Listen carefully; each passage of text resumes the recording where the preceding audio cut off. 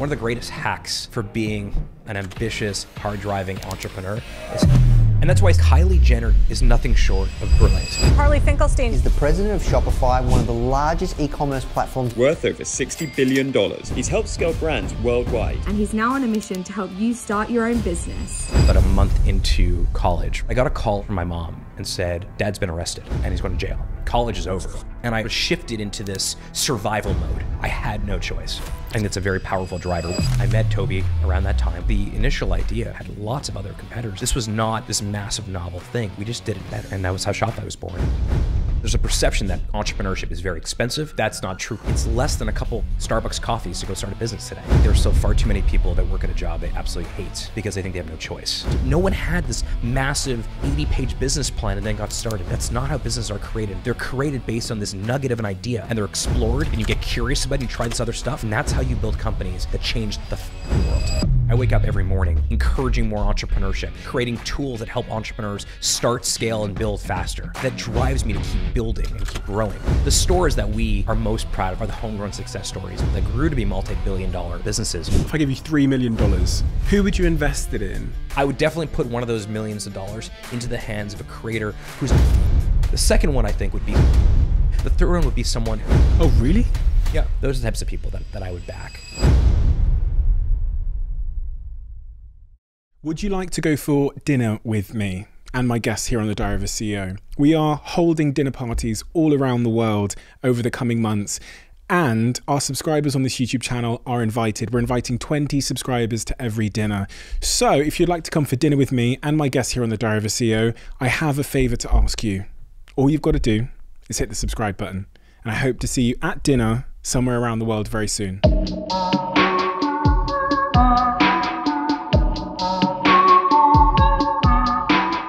Harley, in your own words, who are you, what do you do, and what mission are you on? Yes, I've always self-identified as an entrepreneur, full stop. That's kind of the tool that I use to solve every problem in my life, and to have fun is always through the lens of entrepreneurship. What do I do? I think technically I'm the president of Shopify, but I view my role as being the chief storyteller. How can I get the world to know that Shopify is the entrepreneurship company and invite more people to participate in that? The mission that I'm on, this is going to sound really repetitive now, but is I want more people to try their hand at this thing that I call business creation or entrepreneurship. And I don't think right now most people consider entrepreneurship as a thing that they can do to self-actualize. Well, why does it matter if more people become entrepreneurs? I think the world is far more colorful. And I think humans are far more interesting when they commercialize their hobby, for example. I think there's still far too many people that work at a job they absolutely hate. In fact, I would say that they loathe because they think they have no choice. And that was the case for a long time. You go back 40 years, 50 years, not everyone could be an entrepreneur. That is different. And I'm not saying that everyone that has a great hobby should commercialize that hobby. Some hobbies should stay hobbies. But there are a ton of people who work at a job they despise. They go home at night, they go to their garage or their workshop or their kitchen table, and they tinker on cool stuff, but they don't share that with the world. If they did that, consumers would get really better stuff that they can purchase and they can use.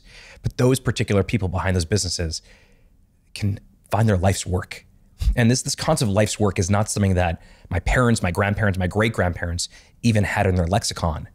But I think the idea of finding your life's work, I think you have done that, Steve, and I hope that I've done that too.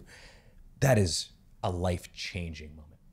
There's going to be potentially millions of people listening to this now that resonate with what you're saying. They are in situations that are not serving them on some kind of psychological fulfillment level. Why aren't those people, in your view, pursuing what their life work is? I'm trying to create some nuance, or trying to step into their mindset so that they feel understood. What is the gap, the Grand Canyon that they need to cross in their mind to get to that other side, which is their life's work? Why don't people do it? I think a big part of it is perception. I think a lot of people perceive entrepreneurship as something that's out of reach for usually one of two reasons. The first reason is financial. They have a family member or a friend, or they've heard an anecdote of someone who started a business that was not successful, and ultimately it cost them their entire life. They couldn't, they lost their house. They couldn't put food on their table.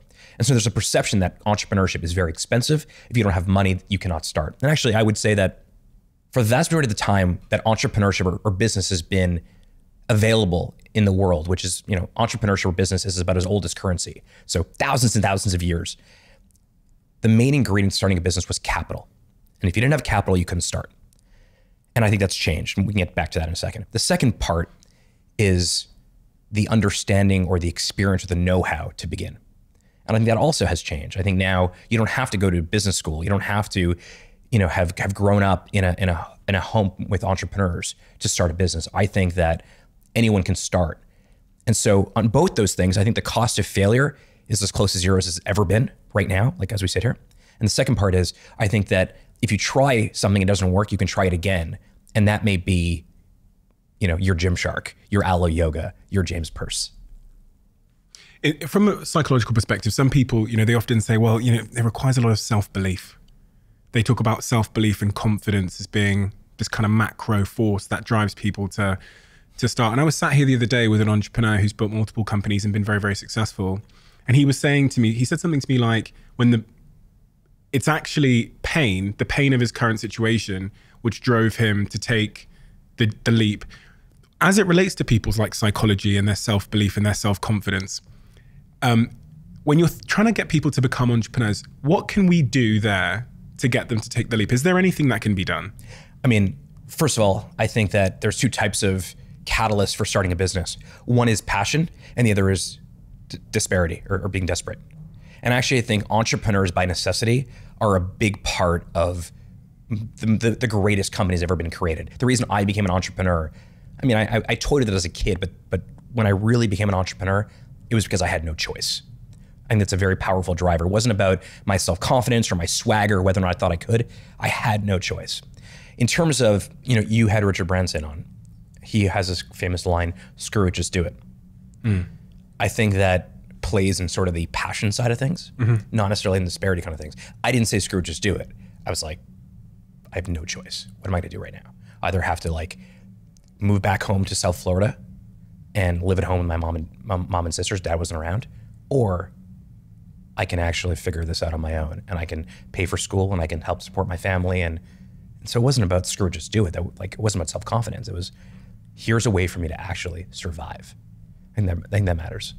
The role of passion in entrepreneurship, you'll know that a lot of entrepreneurs, they are so in love with the idea of being rich and successful that they'll kind of try and reverse engineer a passion into their journey of being rich and successful. So they'll sit down and say, what do I think is going to make me rich and successful? This happens all the time. Entrepreneurs will come up to me and say, I've got 3 ideas. And they'll name 3 random things. I'm going to start a hair care business. I might do a coffee company, or I might do crypto, for example. And you look at that and go like, well, it's going to get so difficult for you in year 1. You're going to quit all of these things. What role do you think passion plays in eventual success? I think you have to actually like the thing you're doing to do it over a long period of time. My first, when I was 13 years old, I grew up in Montreal. I'm Jewish. I went to a lot of bar and bat mitzvahs. That thing you do when, 13-year-old kids, 12 years old if you're a girl, 13 years old if you're a boy, you go to these bar mitzvah parties. And I remember seeing the DJs at these parties on stage playing, cheesy music, very cheesy music. But I was just enthralled with them. I thought they were the coolest people in the world because in a matter of minutes, they would take a group of 300 sleepy people eating rubber chicken dinner. And like a couple minutes later, they'd be doing the conga line. And it looked like magic to me. And I really thought that'd be super cool for me to partake in. And so there was a passion for me I want to be a DJ. It turned out nobody would hire me because I wasn't really a DJ. I didn't know how to DJ. And I looked like I was 8 years old. I mean, I've always been a little bit short. I'm so short, but I was really short when I was 13. And so there was no way anyone would hire me. And I decided I'd just start my own DJ company and hire myself. So there's some passion to it. When I was 17 years old and we moved to South Florida when I was around that time, moved back to Montreal when I was 17 to go to McGill University. My dad was no longer around. We can get into that if you want to. But at that point, it wasn't like I'm gonna go back to DJing. It was, okay, things are really bad right now. Like dad's not around. I have 2 much younger sisters. Mom needs help. What am I gonna do? And I started selling t-shirts to universities across Canada. I had very little passion towards t-shirts. I like wearing t-shirts, as we talked about earlier. I like black t-shirts are something that I like, but I was not a passionate t-shirt entrepreneur manufacturer. I was passionate about survival. I was passionate about supporting my mom and my sisters. And so I don't think that t-shirt business was going to be something that I was going to be doing the rest of my life. That was not my life's work. Fast forward till today, leading Shopify with our team, I'm very passionate about Shopify's mission. This idea that more people can be entrepreneurs because of the work we do at Shopify. I can do this the rest of my life if the board will have me.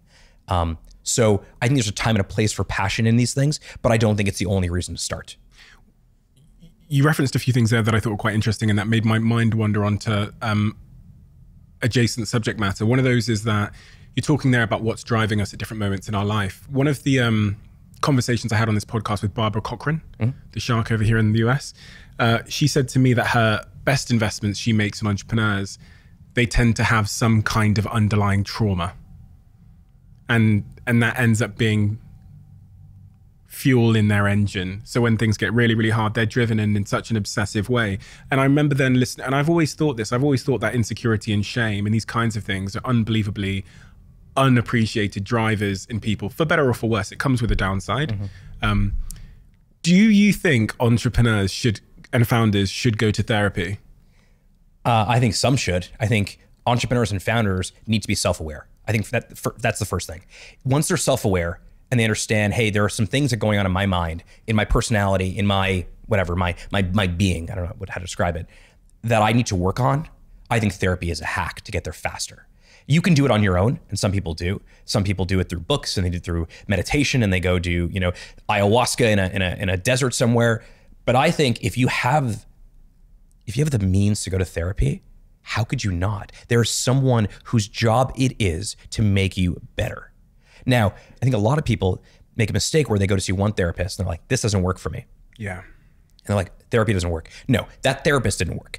If you date somebody and the relationship doesn't work, doesn't mean you're never going to date again. It means that was the wrong person for you. And so one thing I think about is whether it's coaching or it's mentors or it's something like a therapist or a psychologist in your life or a psychiatrist, you need to find the right fit.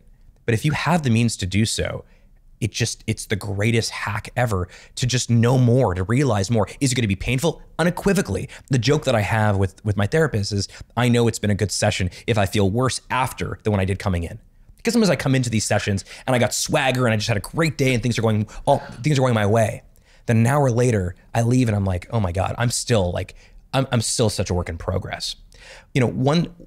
But that's, I think, what we're all choosing here. There's this my favorite poem or speech ever is this Teddy Roosevelt speech, The Man in the Arena. Did you know it? No. I'm going to butcher it, but it's effectively like, it is not the critic that counts, but the man or the woman or the human in the arena that matters. And the reason I love that speech so much is because if you don't want any of this stuff, you can be a critic, you can be a spectator. But if you're an entrepreneur or you're a doer or a builder or someone that deeply wants to do cool shit and build something for yourself, for your family, for the world, you got to be in the arena. And in the arena, there's a lot of fighting and it's tough, but I think it's a better way to live. That's the reason why the best articulation of all this is this term entrepreneurship. Because entrepreneurship is fundamentally, you have a problem and you are solving in a way that uses the least amount of resources, but has the highest amount of output. And that's the reason why I love entrepreneurship. We have millions of stores on Shopify. Some of them started because they were passionate about commercializing their craft. In some cases, they started because they had no choice. But the end result is they built something that is of value and they've shared it with everybody else. And so that's what I've signed up for. But if I'm going to check that box, this is the life I'm going to be the man in the arena, I need to acknowledge there's going to be critics who are going to try to tear me down. There's going to be internal critics that are going to try to mess that up. And I'm still going to pursue. I'm still going to move forward and progress. And I think therapy helps with that. What's your relationship like with failure? We talked a little bit about the idea of failure at the start of this conversation, why people don't take the leap from a miserable certain situation into an uncertain situation that might give them a better life. But what's your relationship been like with failure? Because everybody knows to be a successful entrepreneur, to build great products, you have to fail fast. But if you're struggling with, enoughness, then it seems like that might limit your ability to want to fail fast. It is certain that the more the more successes you have under your belt, the easier it is to fail. Because you feel like if you've had, 9 out of 10 things have been successful and that 10th is not, doesn't mean you are a failure. So one thing is, I think separating like you being a failure versus the project or the particular thing being a failure is very, very different. Which is hard. Which is very hard. Toby, who is founder of Shopify and the person I spend most of my time with, building this company over the last 13 or 14 years, he has this great line, which is that failure is the discovery of something that didn't work. And when you use that lens, that failure is the discovery of something that didn't work, which he taught me, that made failure totally different. So now it's no longer about failing. It's like, what did I actually get from that that's going to make it better the next time? And Shopify puts out a lot of products. We had something called Shopify Editions, which happened in February, where twice a year we basically do almost like the fashion industry. We do like our spring collection and our winter collection. So we do these things called editions where we put out all of the products and features that we built over the last 6 months. We do about 100 of them each time, which is a lot. Not every one of them is going to be a huge success, but some of those will be a complete game changer for our business, but also in the lives of the people that use our product. And I think we have a courage about that. I'm trying to have more of a courage about that myself. If I take on new responsibilities or new roles, am I going to be a failure? And the best example I can give you is for about 5 years or so, I was Shopify's chief operating officer. And I don't think I was ever the most operationally minded person, meaning I didn't necessarily live in the details. I didn't necessarily live in spreadsheets. But when Toby and the board asked me to be the chief operating officer, it was a huge honor. I mean, Shopify is such a great company. Wow, like that's what they're asking me. And I worked really, really hard to be the best version of a chief operating officer. And it was only 3 years ago or so that at some point it was obvious to me that like, that's not really my skill set. But I didn't want to say anything about that because I really believe that like I can figure it out. And I think I did a good job, but maybe not the best job ever. And once I began to talk about, hey, this is probably not the right role for me where I can be the best in the world at. There is this other role, which traditionally is called the president role, which is very external facing. Maybe I can be the best in the world at that thing. I'm not there yet, but I can, like that is a journey I can get on. And maybe I don't have to be well-rounded. Maybe I can actually be spiky. And instead of actually trying to be a well-rounded leader, maybe I can focus on sharpening that point and sharpening that point over and over again. And that's when, I had a conversation with Toby and the team and said, look, there is this other role and we need to bring someone in whose life's work it would be to be a great chief operating officer. I mean, we have that now. But man, Steve, I did not want to admit that I was not the right COO for Shopify because ego, right? Total. And ego and insecurity. One, I'm admitting failure. The other one is I like this role. It's a very important role. But it was only when I sort of began to be honest about, is this the right role for me, that I began to say, hey, there's this other thing. And I can tell you, I am not a little bit happier now in my current role and more like it is so much more meaningful for me to have this role today because I feel like this is really where Shopify will benefit the most from what is my superpower, which is really storytelling. And the company's better. I like it better. The current CEO is so much better at than I was ever. Everything kind of came about, but it probably took too long. I think that story is an incredibly powerful one because I come across people all the time within my own companies, but also just people that will send me messages who are currently in a role. Maybe they're being offered a promotion into another role. And because it's a bigger role with a bigger salary, they are inclined to take it. But there's that missing pause of sort of self-awareness where you've got your ego pulling you because I'm going to have, higher status in this company. I'm going to get more pay. People are going to think I'm cooler and more impressive. But then the most important long-term question is, of course, like, am I good at this? And would I really love my life more? You see that a lot, don't you? When someone gets promoted to a management position and suddenly the group of friends they have are now the people that they have to manage. That point of self-awareness is so incredible. I reflect on a guy called Pete, who I offered a promotion to one day. And he was like, no, I'm not ready. And this must have been You're like, what? I'm like, what? I'm offering you more money, the chance to become a director in the business. And he'd been with the business for 4 years at that point. He stayed for 2 years after I even left. He was just like, I'm not quite ready yet. He goes, I've still got a lot left to learn, a lot of skills. And I really like my current job. Yeah. I like Pete. Pete is the happiest guy I know. He has his shit together way more than I do. And not only is he happy, but he's great. He's got great self-awareness. One change that we recently made at Shopify was we realized that a lot of people, as they were going through the IC track or individual contributor track, eventually it just leads to a manager track. And so the upward mobility of your career ended up being, you actually, at some point, if you're really good, stop doing the thing you're really good at. And so very recently, we put out sort of a new operating model for our team, for our organization. And I think it got leaked to the press, so this is all public information.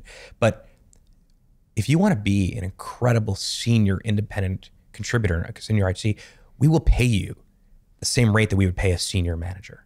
And that if you actually like your craft, whether you're a developer or a marketer or a salesperson, or you're doing data analysis, you're a data scientist, if you love your craft, and I know some people who love their craft, they've been doing it for 30 years, you do not necessarily need to leave that craft to be a manager to get some sort of additional seniority or additional compensation.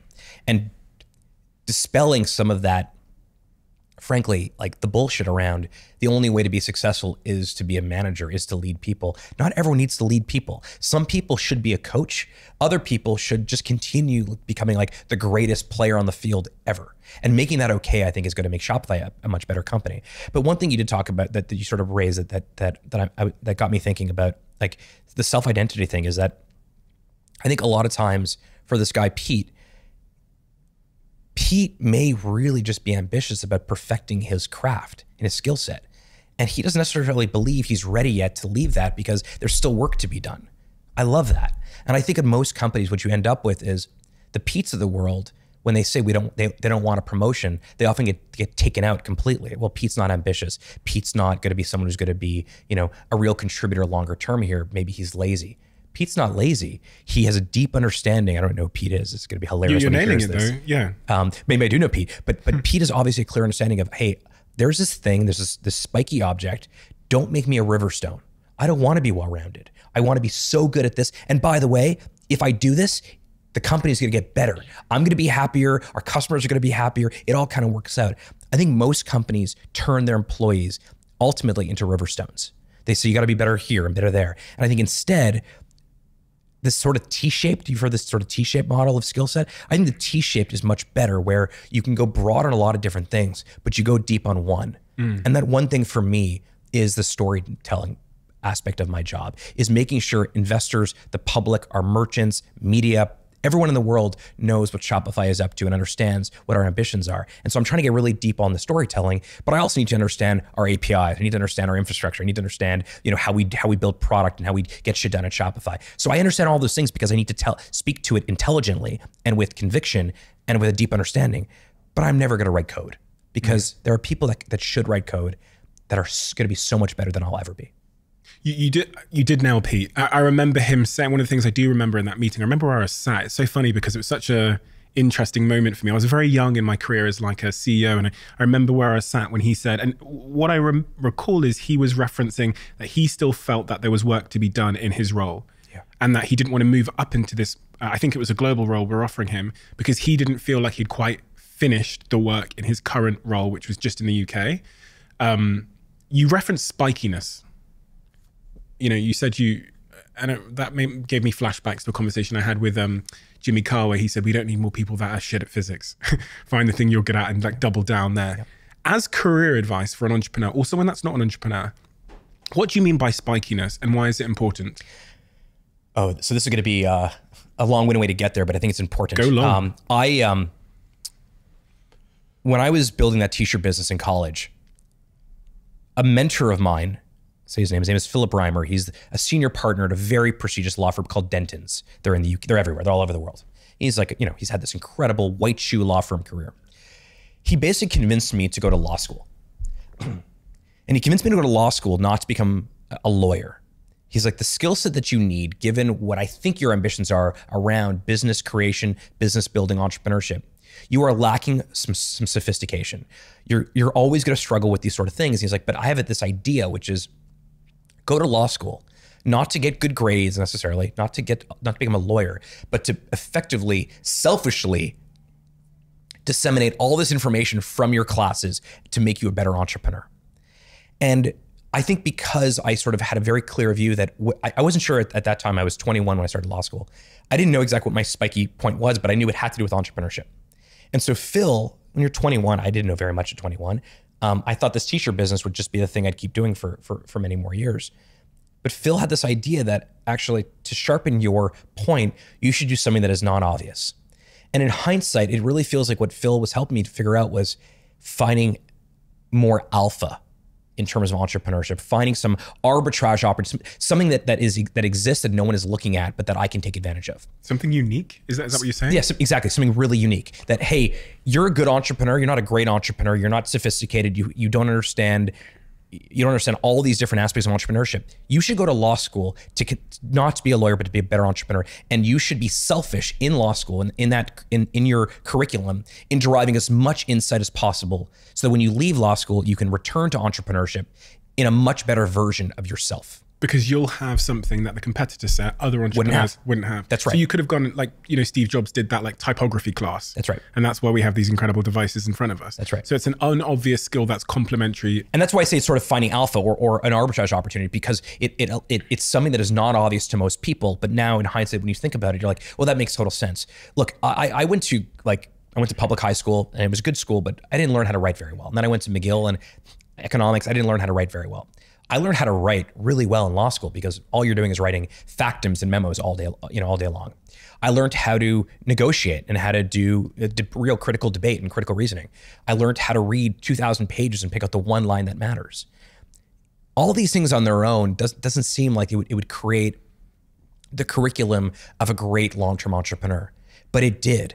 And I think part of the reason why I allowed myself to go through that process of law school was I didn't know exactly what my spiky point was, but it felt like it's definitely in the realm of entrepreneurship. I didn't realize that I would help build a company that would create millions of new entrepreneurs, but I knew entrepreneurship was deeply personal to me because it helped me. It was my family story of survival.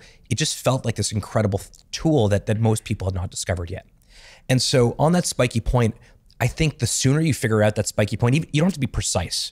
I didn't know I was going to run a software company, but I knew that entrepreneurship was deeply important to me. And so as I made decisions starting at 21 years old, every decision was under the lens of, is this going to help sharpen my point? Is this going to make me a better entrepreneur?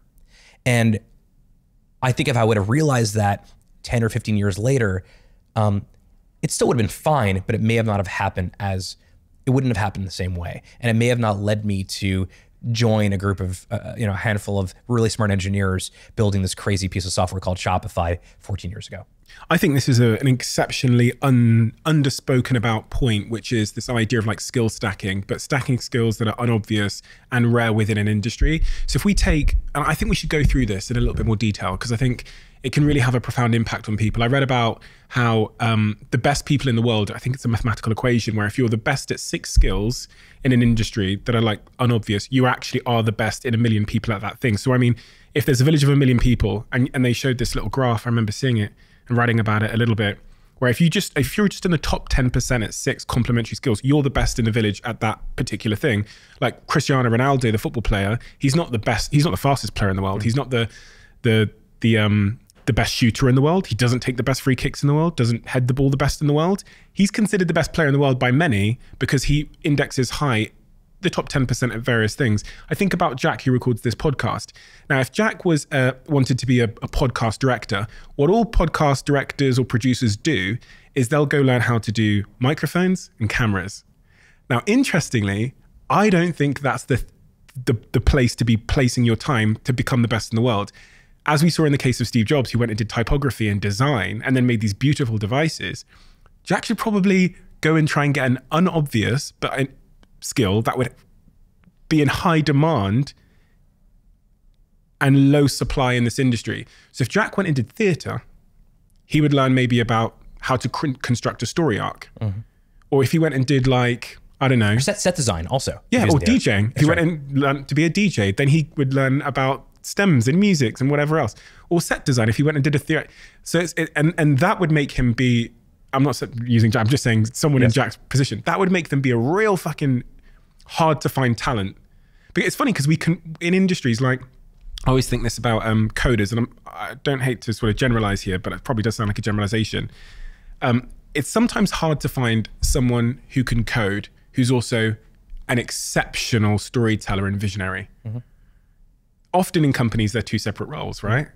So if you're a coder, instead of becoming even better at coding, for example, going and doing those little like public speaking sessions is probably an unbelievable hack, because then you can build and sell. Sure. And actually that brings up two points. One is most people start companies with people just like them. Yeah. Most people start companies with people that they would have been friends with in high school. I think that's a terrible idea. In fact, if you are in college right now listening or watching this, and you're in the business program, commerce, or you're in the engineering program, don't start a company with the person sitting next to you. Walk across the street, go to a different faculty, go to the faculty of arts, go to the faculty of philosophy, go to the faculty of engineering, and find someone there to start a company with. I think some of the best partnerships and relationships that I've seen that have built things that change the world from a company perspective, philanthropically, whatever they're trying to build might be. Building with other people with complementary skill sets is incredibly valuable. In fact, I think you get a much richer set of stacking of skills. You mentioned DJing in terms of skill set. I never appreciated ever how important my experience DJing. I DJed like hundreds and hundreds of bar mitzvahs over my time, hundreds. I never appreciated what I learned as a DJ and how I apply to running a large public company. But the truth is there's all these different things. So for example, something I noticed early on, it's like 14 or 15 years old.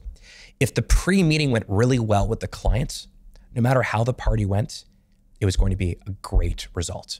Because if I had a good relationship or good connection with the client, even if half the party didn't want to dance, the client knew me and knew enough about me and knew that I was going to try my best, that even if half the party was dancing, they were happy about that. And they were on your side. And they were on my side. There was this immediate connection. And so now, before I go into any serious negotiation, I try to get to know the person on the other side of the table. I try to find some common ground. We're both dads, we're both parents, we're both, whatever. We're both from the same place. That's the first thing. The second thing is read the room. So one of the things about DJing you have to do is you have to read the audience. And if the audience, is clearly, if you're playing disco and no one's dancing and you got to make, like a hard right into hip hop or rap or something or top 40, like you can see glimpses of that. You try one song, you see how you watch their faces. How do people resonate? Oh, they really like this song. Great. I'm going to go like Mo Money, Mo Problems from Notorious B.I.G. and the whole crowd erupts. Things like that really do make a difference. There is, instead of asking people to get up from their chairs and come onto the dance floor, which is an awkward thing to ask people to do after dinner, instead, have something in the middle of the dance floor that people want to see. So maybe, for example, one of the people that is hosting makes a speech and you say, ladies and gentlemen, at this point, please get up in your chairs and take 10 steps forward because the father of the bride is going to say a few words. And everyone gets up and comes onto the dance floor. And then when that speech is done, everyone's already on the dance floor. And so finding these hacks and these sort of ways to not manipulate, but find better strategies for getting the thing accomplished. I learned all that in DJing, and I can apply all that to running a large public company today. This, when we start businesses and stuff, going back to that point again, like we tend to go deep on the subject matter, but what I've heard from that is our hobbies and the things and the curiosity we have outside of the area that we're building in is equally important than, like, if I'm building I'm building mugs for people to drink tea out of. Much of my inspiration will come from all the other things I do in my part. And the problem is we kind of deprioritize that part of our lives to focus on this thing. But taking a step away from the painting allows us to see the picture a bit clearer and also to create that picture a bit clearer, which I think is a conversation people don't have enough because they think their hobbies are, again, deductive. Toys or games. Yeah. I totally time. agree. Yeah. This is what a polymath is. A polymath understands a lot of different areas of the world, or a comprehensivist, understands a lot of and pulls those different things in. What's a polymath, sorry? Polymath is someone who knows a lot about a lot of different things. Okay. Now, there are two things that I've done that were hobbies that ended up being hugely valuable is one, my wife started an ice cream company. In 2016, after we had our first daughter, after our first child, my wife really wanted to start an ice cream shop in our neighborhood. There was an ice cream shop. And so it was clear it was her business, not mine. She was very clear about that. She wanted independence. But even just helping her on things like accounting or accounts payable or accounts receivable or helping her procure ice cream from the ice cream makers, that was super valuable because one, it built huge empathy for the people that you shop that are starting out. And the second thing I did was during the pandemic, I was all by myself. I'm an extrovert, as you probably can tell. my anxiety had increased to a degree that I had not felt in many, many years. And what I realized was I was drinking so much more coffee when I was by myself at home, way more, like double or even triple the consumption. And my best friend, who's a sort of tea guy, loves tea, said to me, I'm gonna actually get you to stop drinking coffee in the afternoon. I'm gonna replace your coffee with really great green tea. I wasn't really a tea drinker. And so David started to bring me this great tea. And at some point I was like, David, I want to actually experiment with more of the features on Shopify. And I think this tea thing, I think most people's experience with tea was like someone gave them a gift basket and there was some bunch of crappy tea in there. I was like, people don't know like about this really great tea. They don't know how to make it. They don't know what to use it for, when to drink it. And so we created this little tea business called Firebelly. And both those things were sort of hobbies in my life. They were sort of Sunday afternoon activities. I don't really watch sports on Sunday afternoons. I like to tinker and try different business ideas. Both those things have made me, as a leader at Shopify, so much more valuable. I understand pretty much every feature and functionality that Shopify has because I tried for myself. And initially when I told people that I was starting a little tea business, the answer was, why are you doing that? That seems silly. You're not going to change your life financially. It feels like a distraction. And I would say that's one of the greatest tools greatest things that I've ever done that has made me a better leader at Shopify. And it's just a hobby. There's something really, really powerful in that, because when I started this conversation, I asked you why people don't take the leap. And a lot of the reason why I think is because, and we talked about this psychology, is when I think about starting a business, like a tea business or any business, I'm stood at the bottom of Mount Everest looking up thinking, Jesus Christ, like I've got to find a website. As you said, I think I need loads of money. Who's going to work for me? Where do I get the tea from? How do I send it in a post? What's the packaging? I need to do branding and I need to do it all now. And also there's this other thing, which in our minds, we think of success as being me making millions or me making a ton of money.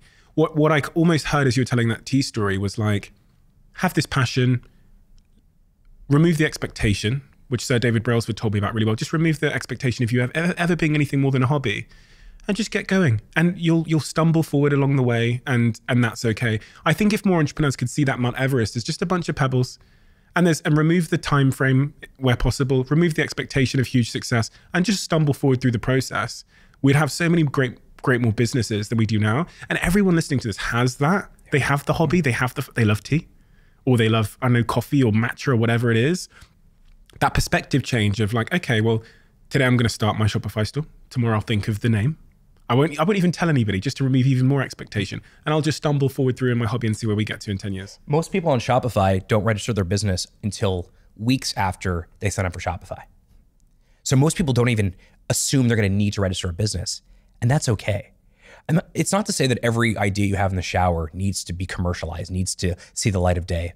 But if there's an idea you have in the shower and you're having it a couple days in a row, try it out. Like, I mean, this isn't a pitch for Shopify, but like it's less than a couple Starbucks coffees to go start a business today.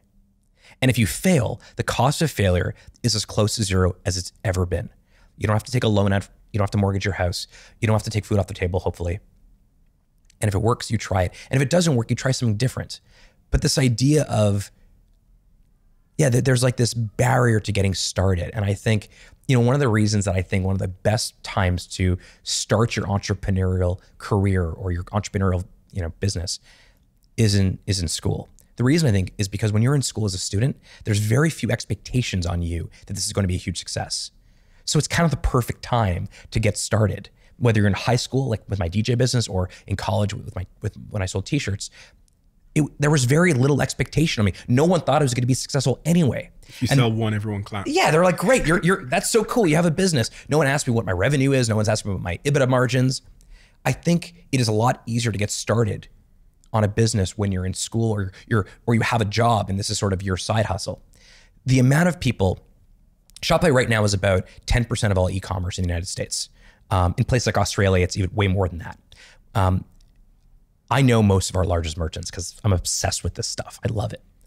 Most of the businesses on Shopify that are really successful, the homegrown success stories, they were accidental.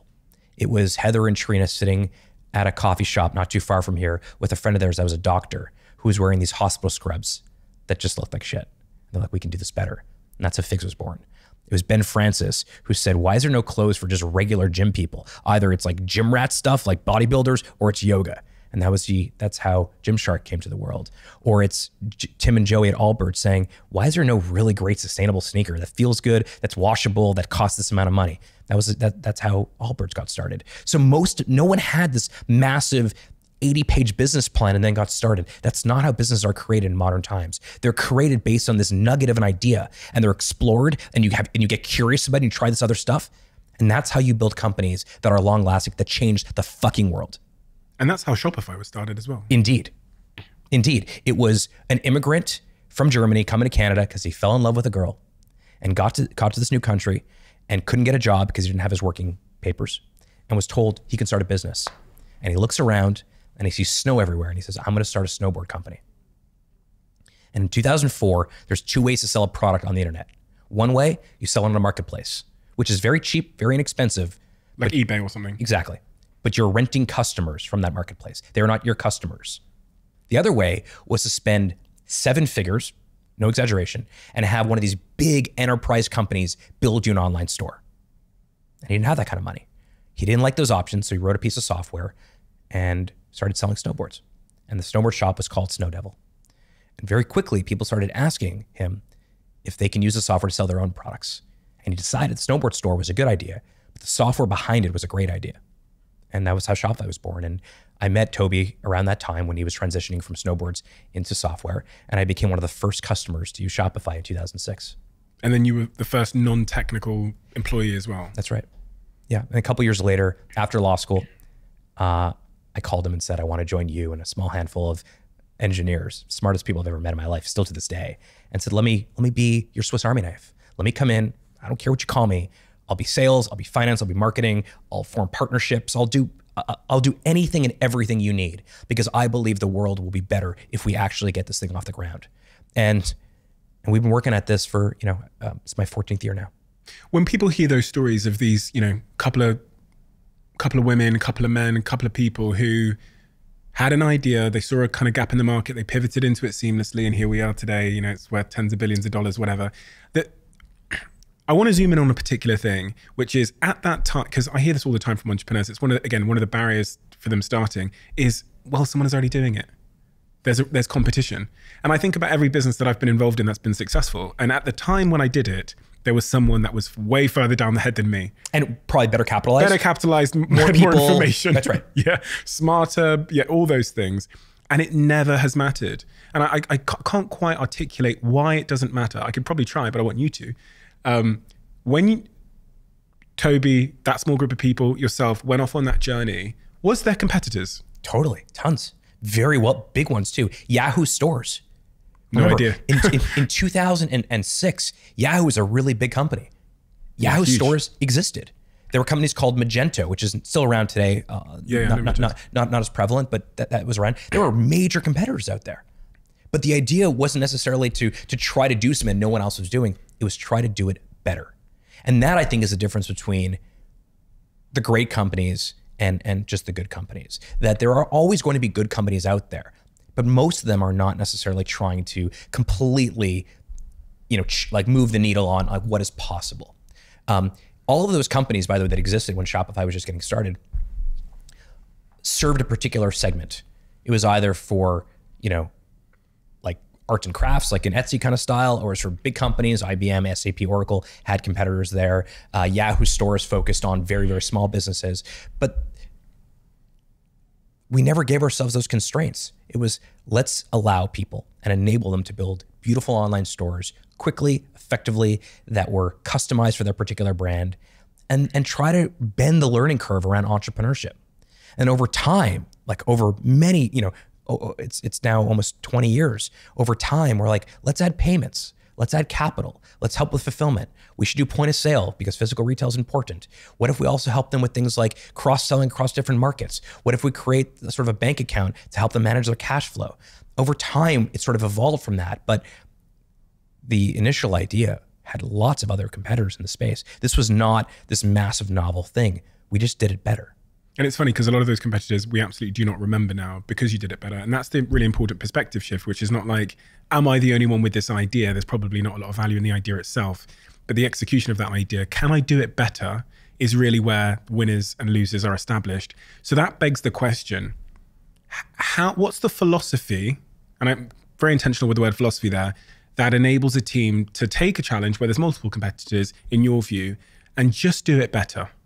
I mean, it's going to sound trite, but having deep empathy for how merchants and how your customer uses your product is very, very important.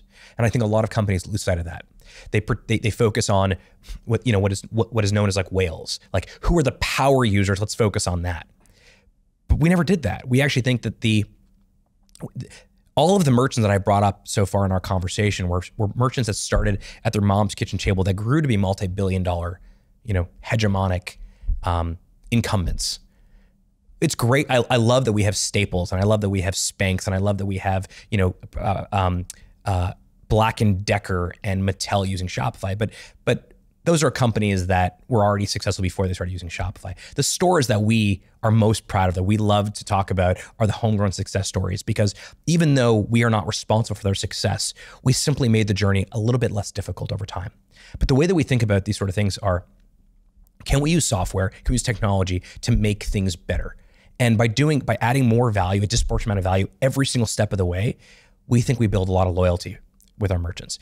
And that what then happens is the ones that do become successful never leave Shopify. So there are people that start a business that fails, and they decide to either shut it down or they decide to pivot to a different business. We're okay with that. We're not changing physics. We know that most small businesses will not be multi-million-dollar companies over time. But the key for us is that the ones that do succeed never have to leave the platform. So it's almost like when you start on Shopify, it's super easy, super simple. In an hour or two, you can build a beautiful online store. But over time, as the complexity of your business increases, the solutions on Shopify sort of reveals itself over time. But it does so at the right time so you are not overwhelmed. And I think we are very hard on ourselves. And I mean, that's the right term. We're hard on ourselves that we really want to continue to push the envelope. Here's a very simple example. Everyone right now is talking about AI. Obviously, ChatGPT is really, really cool. We were using it already in a couple different ways. But the way we thought about it when it first came out was, this is all great, very cool technology. What is it going to do for merchants? What is the practical implications of AI on the lives of the merchants? And for us, it was like, well, wouldn't it be cool if AI helped merchants write product descriptions? So you put in your product photography or some meta tags, and ChatGPT helps you write a product description that will convert better. That is really practical. Obviously in Web3, for example, we always thought about, this is all cool technology. The blockchain is amazing. What can we do with it? Well, what if we can do token-gated commerce so that you can reward your most loyal customers with new opportunities, new discounts, new events? We use this lens of practicality across every single feature we have. And we also think about, well, what happens if this particular merchant gets really, really big? I have a bit of a Moby Dick story. My Moby Dick in terms of Shopify, the one brand merchant that I've wanted on Shopify for so damn long is a company called Supreme. Of course, yeah. They're incredible. The Supreme story is amazing, but the reason I wanted Supreme on Shopify so badly, more than almost any other brand, is because I knew that they would test the limits of Shopify. Their flash sales are probably the largest flash sales across the entire internet, which means they're probably the largest flash sales across all of retail. And I knew that if we got them on, it would pull Shopify into a new category of resiliency, of performance. Most companies would have shied away from that. Most companies have been like, we don't want Supreme. We know they're a great brand, but they're going to break this place. They're going to break our product. They're going to break our infrastructure.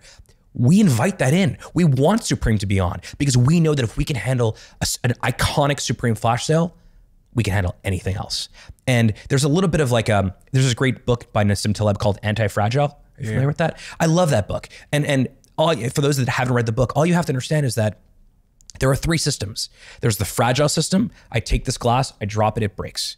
There's the robust system. I take this, I drop it, it stays as a glass. But there's a third system, like the immune system, where if you break it, it actually rebuilds itself better, stronger, faster. And Shopify is fundamentally an anti-fragile company. And I think your companies are the same way. You guys invite call it pain, call it challenge, because ultimately you want to come out the other side better. And most companies, like literally 95% of companies out there, maybe more, don't want that pain. They want to be copacetic and they want to continue the status quo. Really interesting. You know, I mean, my head went all over the place when you were just going through those stories, because I remember when this podcast started to grow, our provider actually told us to leave because we were bringing too much traffic. So that provider is never going to have incredibly successful podcasts ever again because they told you to leave. What if they would have invited you to stay and said, we're going to build more resiliency for you? They were like complaining about us. They were like, shame on them. Shame on them. Yeah. So we moved to a different, someone else that could host us because they said that we had too many downloads or something. Which is, you have too many. That is literally saying you were too successful. Am I right, Chuck? I want to make sure I'm correct because you dealt with them. Yeah, they basically said we were costing them too much money. I mean, we were costing them too much money. By the way, most companies are like that. They fire customers that pull them in different directions, as opposed to the best companies embrace that and say, come, break our stuff. It's going to make us better. If you believe, and by the way, anti-fragility is not just something for companies, it's also for human beings. I think all the stuff we talked about my upbringing made me better, made me stronger. Do I wish those things wouldn't have happened? Potentially. I mean, in hindsight, I wish I would have had less anxiety maybe, but maybe I would be sitting here with you, Steve, today if those things wouldn't have happened. Is resilience the antidote for that? And if so, then how do we foster resilience in teams and people? Because if you're at Shopify and you're an ambitious company, as I know you guys are, and you're saying, AI comes out and you're saying to the team, listen, forward, let's figure this thing out. Let's build some stuff and let's try it. Let's go forward. You're going to have to bring people along with you. And those people are going to go, I just got comfortable with what we're doing now, Harley, and now you're telling me to. So how do you create that culture that fosters that sense of like resiliency and positive attitude towards change? Okay, two things. One is resiliency can be taught. You're not born resilient. You can actually learn resiliency. You can learn from your experiences. You can learn it from practice. But resiliency, I don't believe, is something you either have or you don't. You can actually build resiliency. In fact, I think the most interesting people that I know that are resilient have had something happen to them that allowed them to build resilience on their own. Some of them, cracked, but others actually, it's like, the metaphor that I love to use is like a huge tidal wave is coming. Some people grab their surfboards and some people run for the beach to get the towel. I like the surfboard people. The surfboard people are my people. Those are the entrepreneurs. In terms of how we do it at Shopify is a company building software for entrepreneurs that is built by entrepreneurs. The amount of people at Shopify who had a business, have a business, are about to start a business, have side hustles. Anyone you've ever met that works at Shopify, because I know the people you've met at Shopify, Steve, they're also entrepreneurs. And actually, rather than doing their own ventures, we are collectively coming together to build something much bigger together, like 1 + 1 = 10. And I think one of the ways that you foster a culture of resiliency is look for the entrepreneurs. The reason I met Toby in 2005 was I moved to Ottawa to go to law school, had no friends, no family, had never been to the city. I only went there because a mentor told me to go to law school and he was teaching law at the University of Ottawa. That's how I got there. And I asked one simple question to anyone I met: where do the entrepreneurs hang out? And I found this coffee shop with 5 other entrepreneurs who every Friday night got together and spent time learning from each other and sharing war stories and sharing tactics. And that became my tribe. One of those entrepreneurs was Toby. So I love entrepreneurial people. I love resilient people. And so you can search those people out. When you're building your company, you're trying to create a culture that is, super effective, that looks for the alpha opportunities, that is very ambitious, that works hard. Invite entrepreneurs into your company. Create an environment that entrepreneurs want to be there. And I think that's what we've done. And I think we have about 10,000 people at Shopify. And I would say the vast majority of them would say they're either entrepreneurs or aspiring entrepreneurs, but every single person at Shopify is very entrepreneurial. And it's the same reason where you told me a story earlier about, Jack taking a photo of the bookshelf. Yeah. I mean, I'm not just saying because he's filming us and he's got to make me look good here, but that's the entrepreneurial way to do it. The non-entrepreneurial way to do it is to be like, yeah, we need some books. You have the exact same books behind you here as you do in London. Most people won't notice that, but I notice the amount of attention and to detail you have and the care you've taken, that that B is exactly where the B is on the shelf behind you. That matters. It doesn't matter to everybody, but it matters to the right types of people. And when you do that, you invite more of those people into your life. Do you think as well, though, that when you think about companies and leaders and how the culture is set and how that philosophy of attention to detail is set, I've often thought that you might get a group of people, like disciples of the culture, maybe the original founders or something, and they set that philosophy. They go, this is who we are. We care about the bookshelf being the same no matter where we are in the world. And then you have this other type of people who are susceptible to go either way depending on the culture they're in. And if the culture is strong, those people become the culture. If they went somewhere else, they'd probably behave differently. But that comes down to the culture just being absolutely crystal clear and the hiring of that culture being disciplined and the firing. Yeah. Let me disagree with you on one point. I don't think culture should be static. I actually think that every new person that joins your company or my company, the culture should change slightly. And hopefully it gets better over time. But I think there's a lot of companies that they put a poster of an eagle up on the wall that says leadership underneath, and they call that culture. Or they say, famously, Patty McCormick created what's now famously known as the Netflix Culture Guide. Yeah, I remember reading And what was cool about that was the talent team, the recruiting team at Netflix gave out this culture guide in advance of you even applying to Netflix. It was a public document. So you can read this, and if this does not resonate or this is offensive to you, don't even apply. I think that's actually a very good thing to do because it's very honest about this is the type of place. I think one of the funniest lines in there was mediocre performance will lead to superior severance. Yeah. I love that, right? It's super, super cool. So there's that aspect which I think is really interesting, but I think the culture should continue to evolve, and everyone that joins, it should get better and better. But I want to just say something like this narrative of the early days, I think is bullshit. Like, this is a better version of Shopify right now than we've ever had. Our team is better. Our leaders are better. Yeah, there's some romanticism about the early days where, like there's a photo that floats around every now and then of me sweeping the floors. I get it. That was kind of romantic that we sweep the floors ourselves. But I actually think over time, you can have part of this is like, is your company founder-led or professionally managed? And those are fine things. But I don't actually think you need to actually have a founder there to have a founder mindset. I think you actually need to have, if your culture is strong and people do the right thing when no one is watching, and people are constantly challenging each other, and people are constantly trying to like pull the product in a really unique, positive way, that's a place where more people like us want to work. And therefore other people like us want to work as well. And that's why I love the idea of like building a company for entrepreneurs, built by entrepreneurs. That is really compelling. When I speak about culture, I think I'm kind of using the word interchangeably with the word in that particular case, maybe the word values. But if we think about company culture in the context you're describing it, I was doing some writing over New Year's, and I was looking at the life cycles of companies, and they often start like cults. And I went through, I think, IBM, Instagram, all of these huge companies, and I found quotes of the founders describing the early days like a cult. And then they go into this kind of growth phase where, because everything is breaking and they're trying to keep up with the market demand, they're having to like rapidly install processes. This is usually where founders like hire someone who's got like gray hair, who's done it before, and they sit them down with the little cult and they're like, help, in that growth phase. And then they get to kind of like this enterprise phase where the processes are in place, work-life balance has kind of been restored. They have a lot of people. So now they have like a HR department and things are different. Now, going back to that first phase, that cult phase, it seemed pretty clear to me, even like there was a quote from Peter Thiel where he was like, words to the effect of the start should resemble a cult. Do you believe that? It's something I've pondered because the word cult is such a toxic word. So be careful, Harley. I mean, I don't, no, I'm not sure if cult's the word I would use. What I do think is that you need to have like, and this is not just in early days, it's at every stage of a great company. You have to have a strong mission. And part of the reason that I think Shopify, for me at least, is the place where I can do my best work is because the mission is not interesting or cool. It really hits home for me. It's not to say that I wouldn't be a good president of Pepsi.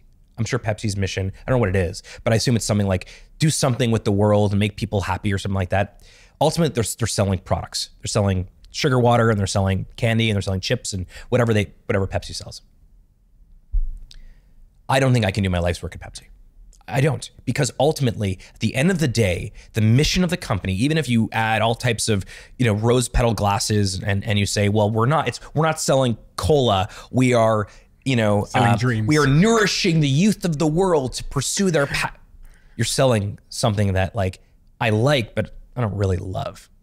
And I think if you have the ability to find a company whose mission you believe in any stage really hits you hard, that's probably the company you should go work at. And you should probably stay there for a very long time. And even the fact that not every person needs to stay at every company forever. Not everyone's going to be a lifer. That's okay. People want to jump on the bus or the rocket ship at different times. That's fine. But I think you do your best work when the mission of the company deeply reflects your own life's mission. If I wasn't at Shopify, if Shopify didn't exist, I probably would be doing something around encouraging more entrepreneurship, inspiring more entrepreneurs, creating tools that help entrepreneurs start, scale, and build faster. I just found this vehicle that does it way more efficiently than I ever could do on my own. It's called Shopify. So you're damn right I'm going to want to be on that bus or that rocket ship. But I don't think it has anything to do with what's on the wall. I think it has to do with the fact, like, what is the company actually doing? If you strip away all the marketing speak and all the brand speak, what is the point of the company? What's the objective? And I think that really matters. For those entrepreneurs then that Shopify supports, when we talked about this Mount Everest analogy where you're thinking about starting a business, you're looking up, it feels super intimidating. We talked about how you can break that down into simpler steps, focusing on turning your hobby into a small business. You gave the example that many of Shopify's merchants don't even register the company by the time they start the store. The other part that's intimidating when I'm thinking about starting a business, if I'm a startup entrepreneur, is just information. And you used the word earlier on, you used the word mentorship. Now, okay, I've got a philosophy to how I'm going to start it. I'm going to focus on a hobby, Harley. I don't need a ton of capital as you've outlined. But then there's this information piece, which is maybe the most important piece. Because information, for example, is even the knowledge that a Shopify exists. It's also like, how do I find where I'm going to get this tea from? How would you recommend an entrepreneur solve the information problem? And if you could give me some kind of reference to your framework on mentorship, that'd be super helpful. Yeah, I mean, the mentorship framework that I use, it's actually really simple. It's that I don't think any one particular mentor is going to be, you should wholesale take everything they say. Lindsay and I got married in 2013. And I thought about who are all the people that I perceived to have a really great relationship with their spouses. And I went through the list and I kind of laughed. I was like, okay, like, am I really gonna ask that person to be my mentor? Like, I don't really respect that person in any other avenue of their life. So like, why would that person be my mentor? So I went through this list and I realized, you know what? Like, I'm doing this all wrong. If I want to be a really good husband, a really good father, a really good leader of Shopify, I want to be a really good human being from a charity or philanthropy perspective, instead of trying to find one size fits all, like one person does all those things where it all comes together, it would be so much better for me actually to just focus on verticals. So in the vertical of parenting, who's someone that I think does a really good job on parenting? 3 or 4 people, I'll give them a call. The neat part about doing it that way, as opposed to saying, and by the way, the person that, like, I can't believe I'm sharing this, but this is kind of funny. I told you about a mentor of mine that convinced me to go to law school. I love that guy. He's a huge part of my life. He's on his 3rd marriage. Yeah. He's not going to be my marriage mentor. Could be your divorce mentor. Maybe, yeah. But he's really good about understanding skill set or skill stacking, as we talked about. There was someone that I called when I was about to get married to Lindsay, who I just felt had the most special relationship with his wife. And I began meeting him and asking him questions about how do you cultivate that. Did the same thing with parenting. But all of these mentors in each of these verticals, they're not the same people. Now, the reason that's important is because like a video game or like any skill set, you can't be good at everything. And so I'm able to derive different things from each of these mentors and then create my own version of it. But the second reason it's a really cool way to do it is that person who is a really great husband, but maybe not a great entrepreneur. A lot of people, like, no one else is calling him to ask for his advice on parenting because most people are like, well, he's not someone that I'd want to emulate because in business, he's not that successful, or in other aspects of life, he's not someone who I'd want to, who I admire. And so the way that I've always thought of mentoring is find these different people for different aspects of your life. And then as you evolve, you may have to replace them and bring them in, bring them out. Some people may be around for a long time. Other people after 2 years, I mean, I had a really good mentor around parenting who was really only valuable for newborns. And it turned out that a couple of years, as the kids grew, it wasn't doing a very good job. He wasn't teaching his kids all the cool stuff that I want to teach my kids, like skiing, for example. So that's sort of my philosophy on mentorship more generally. I think there's sort of 2 sides. So you have mentorship on this side, which is like people you want to emulate. But then there's also sort of the tribe side of things. And the one thing that I don't think enough people take advantage of is whatever company you're trying to build in whatever vertical or geography or whatever place, there are probably dozens of other people doing that exact same thing, whether you're in London or you're in like Ottawa, Canada. And finding a group of people who are at a similar stage, even if they're not doing the same, like if I'm building a t-shirt business and you're building a DJ company, like, but I'm just getting started, you're just getting started, we probably both need to figure out like how to set up a bank account and how to get our first sale. And we probably have to figure out like simple bookkeeping, for example. So finding people that actually are at a similar stage, even if they're not at the same vertical as you are, is super valuable. And those people exist, they're everywhere. But finding them used to be really difficult. I actually think now it's much easier. Go to Reddit, look on YouTube. Like you can literally go, if there's a video about bookkeeping for DJ companies, there's probably a video on YouTube somewhere. Go look at the comments. Who's engaging in the comments there? Who's replying to those comments? Or on Reddit, who's sort of a power user in a particular subreddit? You can find those people either online or in person, and you can build yourself an informal board of directors when you're getting started. Now, if one of you eclipses the other in terms of growth, you're probably not going to find as much value from that particular tribe as you previously did. You're going to want a different tribe. But if you do this over time, you actually end up with far more. The acquisition of information gets much easier over time, and I don't think enough people take advantage of that.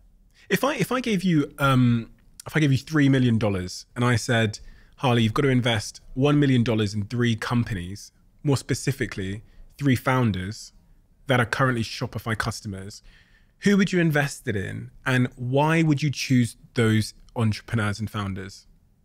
It's like asking me like, choose your babies. Yeah, choose your favorite child. Yeah, really, I'm trying to get at the characteristics of the founders that you back. I know right now it's almost, if you sort of word clouded social media right now, the term content creator would come up probably more than any other term. And I think actually it is completely misguided of what people think content creators are or do.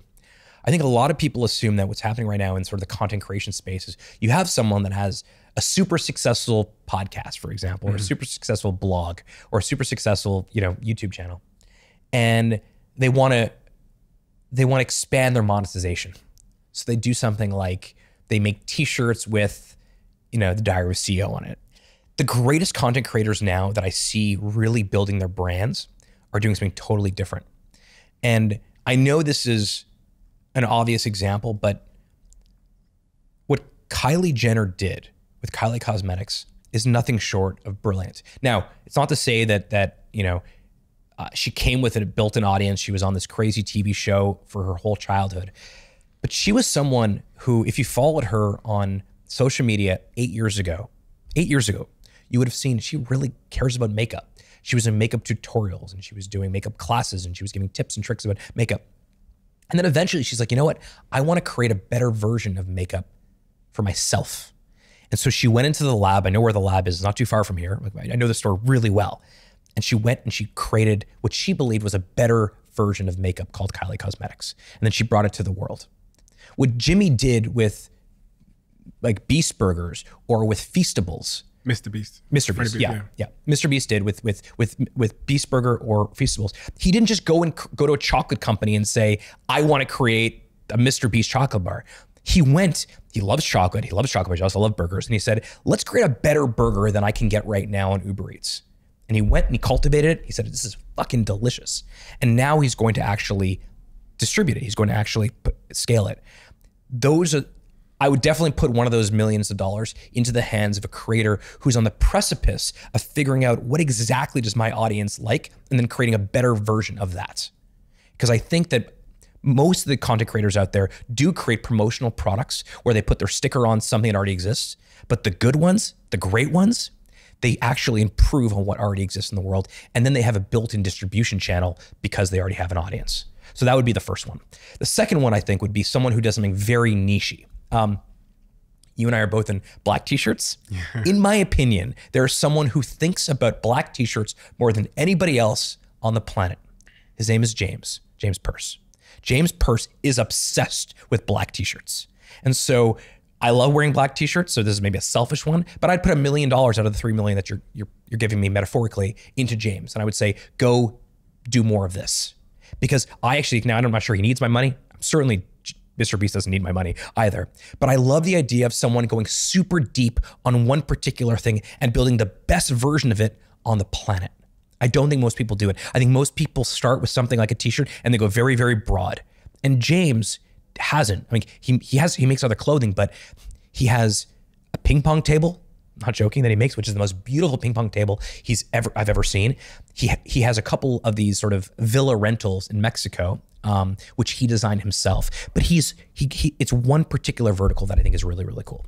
Maybe the third thing that I'd invest in. So content creator be first. Someone like James Purst, who does one vertical really well, would be the second. The third one would be someone who is trying to bring something that was unattainable for the masses into their hands. So this microphone that we're using right now is a Shure SM7B. And from everything I've read, because I like this type of stuff, it is like one of the greatest pieces of engineering, audio engineering ever created, which is why Shure, who makes the microphone, hasn't really changed it much. This is a great microphone. It's expensive. Someone who is taking a microphone like this type of quality, and creating a less expensive version of this so more people can try their hand at podcasting, that would be really cool too. Interesting. Making like quality more accessible to the masses, right? That's right. And I don't just mean like there are other good microphones out there, but you know the difference between a DSLR camera that we're using now versus a webcam. Of course. And in terms of the characteristics of the human, what do you bet on? I mean, we talked about this a lot, so it's going to sound repetitive, but it's resiliency. I'm looking for those surfboard people, the people that see that wave and grab the surfboard. I want people that are optimistic, but I think generally the people that grab the surfboard are optimistic. I want people that are hardworking, but I find generally the people that grab the surfboard are also hardworking. I want people that are high character. I think those are often the same people. But I want someone who, if you were to give them $1 million or $10 million or $100 million, they would still do the exact same thing the day later, because that is their mission. That is their life's work. And I think if you find that, you should cherish that. Anyone who's watching that has found that thing that no matter what they had or don't have would do this particular thing, those are the types of people that I would back. I don't really care where they're based. I don't really care what their experience is. I care about, are they the surfboard people? Because I think surfboard people are deeply curious and deeply ambitious. We spoke to your team and asked them what you in particular were good at. Oh God. They did not tell me you did that. Did they not? They did not. We said, could you tell us everything Harley's good at? And there was like a big sort of 30-second pause, and then they just hung up the phone. And so we'll move on. I heard the gasp backstage here. Yeah. Someone you probably couldn't hear that on the mics. But by the way, everyone that like works closely with me on my team are also all entrepreneurs themselves. They all have side hustles. Oh, really? Kind of cool. Yeah. No, they said lots of many amazing things about you. Many amazing things. The one that I wanted to focus in on, because I wanted you to kind of explain this, is one of your team members said he's very, very good at the telescope process of effective prioritization. What on earth does that mean? I calendar everything. Well, they made it sound much better. Maybe they should be the storytellers. They said, no, I truly, like, before I came here, I wanted to grab a quick coffee. That was in the calendar. My meditation this morning is in the calendar. The things that I really, really care about, I diarize, and I stick to that diarization. And because of that, I think it's easier for me to prioritize what's important in my life, both professionally and personally, than most people who they try to fit things in. I often don't walk into a place, you ever meet those people that like they're always kind of in a rush? Me. Okay. I'm not. I'm usually not in a rush. I'm hard driving, and I'm always, super go all the time, but I'm not usually not in a rush. And the reason is because the things that are deeply important to me are in the calendar. And I think most people don't. I think a lot of people use their calendar for diarizing a Zoom call or scheduling, I don't know, like lunch. Yeah. This is going to sound maybe lame to some people. It's worked well for me. In my calendar, you will see walk with Lindsay, like walk with my wife. You will see like ski time with Bailey or Zoe. Everything is in the calendar. Every person, someone that I want to hang out with, that I want to actually, a mentor of mine that I don't think I'm spending enough time with, they go in the calendar every 4 weeks, and I commit to that. That helps me. I'm not sure I'm like the world's greatest prioritizer, but because of that, I'm able to prioritize things in a way that I think most people may not always be able to do. So that's one thing. In terms of the other prioritization, there's very few things that are like nice to haves in my life. I don't do the nice to have thing. These are things that are in my life are must haves. And Shopify is very important to me. Lindsay and the girls are very important to me. Like some of the charity projects we're doing, particularly some of the Jewish charity projects we're doing right now in Canada are very important to me. There's not much else. I'm not trying to also qualify for a marathon. I'm not also trying to, do research on some other topic. Like, this is kind of the stuff that matters. And so when you and I first connected, I knew that I would one day would love to be on your show. Why? Because like when I think about, do you know the concept of Ikigai? Yeah. Yeah. So when I think about the Ikigai concept, which is really life's work, by the way, it's just a Japanese version of it, which is far more elegant than the term life's work. But what am I good at? What is the world going to find value in? What can I get paid for? And what adds the most amount of value? I think generally, I forgot the exact terms. This conversation with you hits a bunch of those. Like the intersections of the Venn diagram, this hits. You're a great entrepreneur. Your audience are great entrepreneurs. I knew the conversation would be interesting because I listened to this podcast and I love your show. It was obvious to say yes. If someone else asked me to do a conversation for a couple of hours like we are today, I have to put it through the filter of like, where does this hit on the Ikigai spectrum or on the life's work spectrum? I think that's why they say that. As you'll know if you've listened to the last few episodes of this podcast, we're now sponsored by the incredible Whoop. And if you're anything like me and juggling a fair few things every day, Whoop could be a real game changer in your life. When I was a young entrepreneur, I liked to, talk a little bit too much about how many hours that I worked, how many emails I'd sent and all of those kinds of things. But I didn't have a second thought on how all of that work and that workaholism was impacting my stress levels, my productivity, my sleep, my overall health, which is why I think the new stress monitoring feature on my Whoop is so important. Whoop is this small device on my wrist that I wear during the podcast. It's a wearable health and fitness coach and helps you to sleep better, to train harder, live healthier, and now manage your stress. One of the ways that it does this is with scientifically backed breathing exercises developed with leading neuroscientist, Dr. Andrew Huberman. If you're someone who's struggling to manage and overcome stress, I'd highly recommend you check out Whoop. It's been a genuine game changer for me. Go to join.whoop.com/CEO to get a 3 months Whoop membership on me and let me know how you get on. Quick one. As you guys know, we're lucky enough to have Blue Jeans by Verizon as a sponsor of this podcast. And for anyone that doesn't know, Blue Jeans is an online video conferencing tool that allows you to have slick, fast, high quality online meetings without all the glitches you might normally find with online meeting tools. And they have a new feature called Blue Jeans Basic. Blue Jeans Basic is essentially a free version of their top quality video conferencing tool. That means you get an immersive video experience that is super high quality, super easy, and super basically zero fuss. Apart from all the incredible features like 0 time limits on meeting calls, it also comes with high fidelity audio and video, including Dolby Voice, which is incredibly useful. They also have enterprise grade security so you can collaborate with confidence. It's so smooth that it's quite literally changing the game for myself and my team without compromising on quality. To find out more, all you have to do is search bluejeans.com and let me know how you get on. During your time at Shopify, what has been your most difficult personal challenge? Like, what was the day or the period where you had your hardest time? I think it was, on a personal level, it was probably the pandemic. I felt very, very lonely. I was low in energy. I was high in anxiety, and I wasn't making time. It was like, the pandemic was crazy for Shopify. Overnight, every physical retailer shut down. And we were really lucky in that a lot of them ended up coming online with Shopify. That was really cool. But we ended up hiring a ton of people very, very quickly. We were always by ourselves. We were fully remote at that point.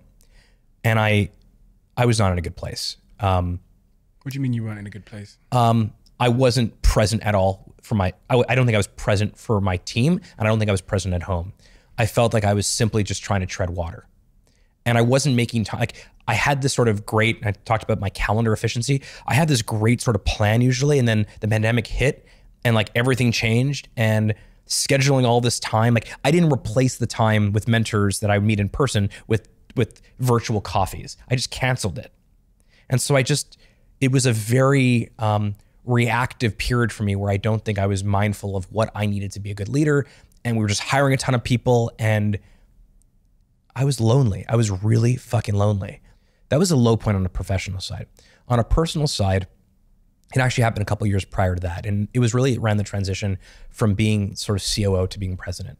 I felt like I was letting down the company, I was letting down Toby, I was letting down myself if I didn't have a particular role at the company. And that role came with a huge headcount, like all these different teams reported up to me.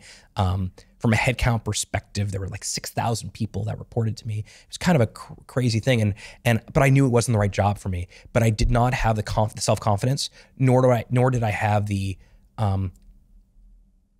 enough introspection to say I'm in the wrong job.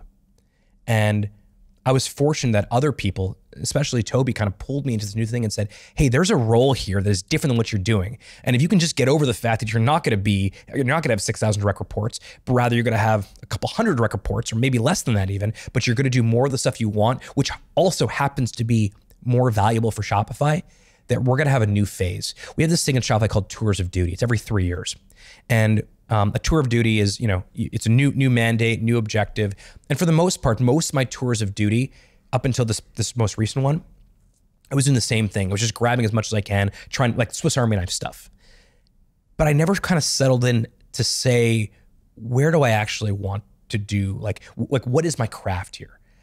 I always loved storytelling, but I think I was too caught up with ego and insecurity to admit this is the shit I want to do. I don't want to do this the rest of my life. I want to get so good at this. And it was really with help with coaching and the people around me that I was like, hey, what if I actually just did this thing? What if I took this other role called the president of Shopify and I just focused on this one aspect versus all the other things I was doing? And it turned out not only is it okay, but it's way more valuable. And I think I'm a much more valuable member of our team because I've sharpened my point rather than become a well-rounded Riverstone. In those dark moments, in those hard times, did you speak to anybody? As in, when I'm saying, I mean, speak to the people that were next to you. Did you speak to Toby? Did you tell your wife how you were feeling? My wife knew I was unhappy. Did you have a conversation? No, I don't think I was able. I don't think at that particular moment I was able to actually even see it. I was like, look, I've been here for a long time. Maybe this is it. Maybe I've hit my max here, right? I mean, I've been here for a third of my life. Maybe this is it. Maybe like I should just quit while I'm ahead. And what I didn't fully appreciate is that the thing that I really want to do is also the thing that everyone else really wants me to do. It's also really the thing that is most valuable to the company at this particular phase. For your self-esteem, that enoughness. I was like, well, but that's not enough. Yeah. I'm not doing enough. I'm not contributing enough. And what does that mean about me and my self-worth? That's right. Like obviously I'm not enough. I am the happiest. I'm not just saying that because we're on camera. At this particular moment, I'm the happiest and most fulfilled, and I find the most meaning in my work that I have in a very, very long time. And it's because I'm doing the thing I should be doing, which is this particular skill, this particular role that I have is kind of built perfectly for me. And I need to be okay with the fact that I don't have the largest headcount and most of the company doesn't report to me. And I don't really care about that. What I care about is, am I adding the most amount of value? And do I feel like I'm growing? Do I feel like I'm actually contributing both to the company, but also to my own development? And I think that's, if you can find that, and if you have people around you, your partners, your colleagues, your board, whatever it is, that give you the permission to do that. Again, you can't just do what you want. Like, if I just want to be the chef at Shopify, it's not really going to add much value. But if it turns out, and that the Venn diagram we're up of what am I really good at, what does a company value from me, and what is something that is uniquely in my skill set, if wherever that Venn diagram overlaps, if you can do that, you win. What about in the pandemic when you were struggling? Did you have an actual conversation? I'm asking this question because I'm so compelled by like when specifically with some men who are often a little bit more hesitant to talk. I'm compelled by this idea of like when we speak, when we reach out to a friend, a wife, a partner to say, listen, I'm struggling here.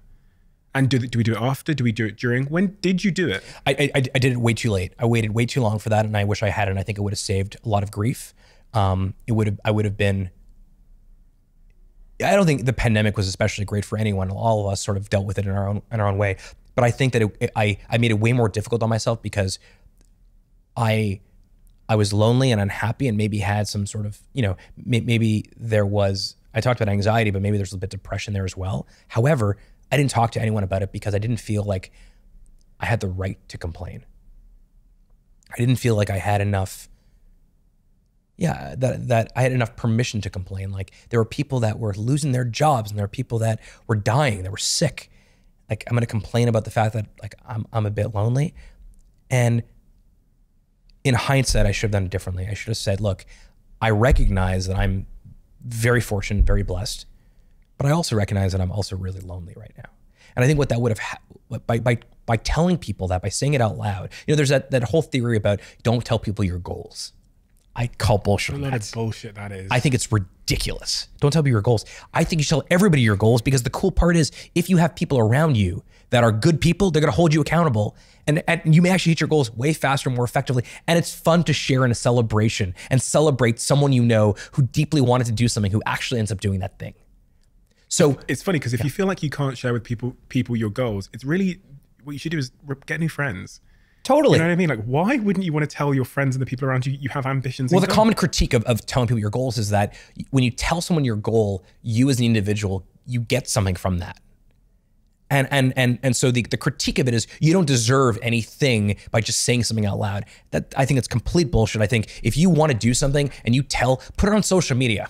In 12 months from now, I'm going to run a marathon or ultra marathon. In 10 months from now, I'm going to have, $2 million of sales in my online store. In 10 months from now, I'm going to, do something really challenging and difficult, especially on social media where people love to rip into each other. That may hold you accountable. So I did not do the right thing at that particular time. I hesitated, and it's because of some weird bravado that like I'm strong, I'm capable, and I'm fortunate, and therefore I don't deserve to be unhappy or depressed or anxious. And I actually think my biggest lesson from all of that is vulnerability for the right people.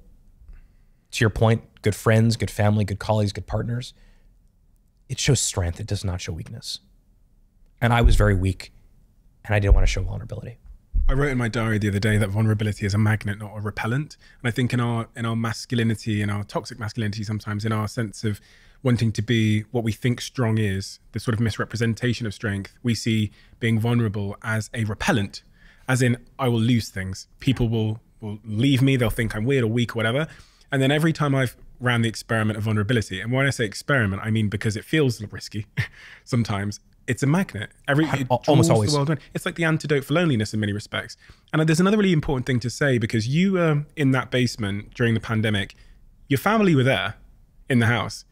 And we often confuse this idea of being alone with loneliness. Totally. And Simon Sinek's, actually, I give him credit, he came on the podcast the other day and he said, he talked about how lonely he is right now. And the brain goes, do you not have any friends? He goes, I have loads of friends. I have loads of people around me. I have a big team, but I'm lonely. There's an important distinction to make, which I'm sure you can speak to in your, because I was thinking, well, you had your family, had your wife, but I was like, no, Steve, you're falling into the trap again. He wasn't alone. So I was not alone, but I was lonely. And actually, this is where, going back to your point earlier, which is a great point about entrepreneurship being a lonely activity or a lonely sport, by having more people around you on the journey with you, even if they're on their own journeys, but they're sort of tangential to your journey, it's a little bit less lonely. Yeah. And if you do that across a couple of different areas of your life, like if you work out at a gym or you go for runs in the morning, finding someone else to run with you is one thing, but finding someone else to run with you who's sort of going through the same, like, I want to run 5 kilometers and it's tough for me right now. You do it with somebody else who also wants to run 5 kilometers and it's tough for them too. There's an immediate connection there.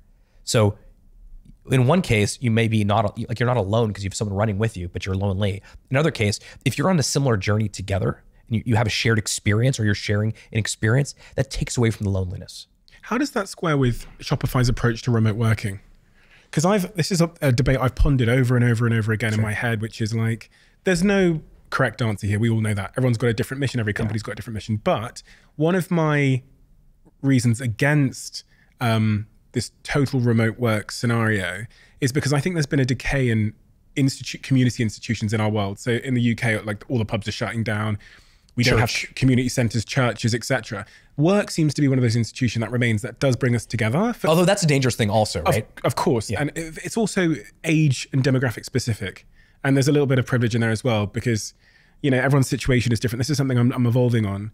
But when I'm like an 18, 19-year-old, just left university, when I'm 21 years old and I've just left university, I want to be, do I not want to be around people to build connections, to build skills for synchronous work. Will I not be more lonely doing remote work potentially from my studio apartment in the middle of the city where I live in a cardboard box, as I used to once upon a time? How do you square all of that together? So the reason that we're not fully remote is because of that exact reason. We had about, 10 or 11, something like that, offices around the world. And we were full-time in the office pre-pandemic. And now we sort of have this model which we refer to as digital by design, which means that office centricity is over. And the reason that's important for us is that we've been building this company out of Canada, for almost 2 decades now.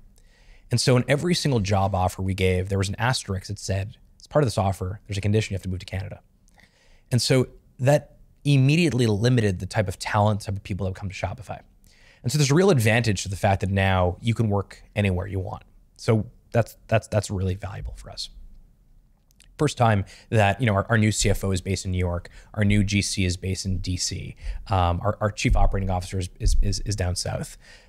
That is great. People can live wherever they want. However, we didn't close the offices. We converted them from quote unquote offices to more of these we call bursting locations, where you can come in for a burst, which is just an on-site. And we actually not only like the idea of people coming in, we force people to spend time with their teams in person at least once a quarter. And what you see is the healthiest teams may not have to meet as regularly because there's enough of a trust battery where the residue of the trust battery can be distributed.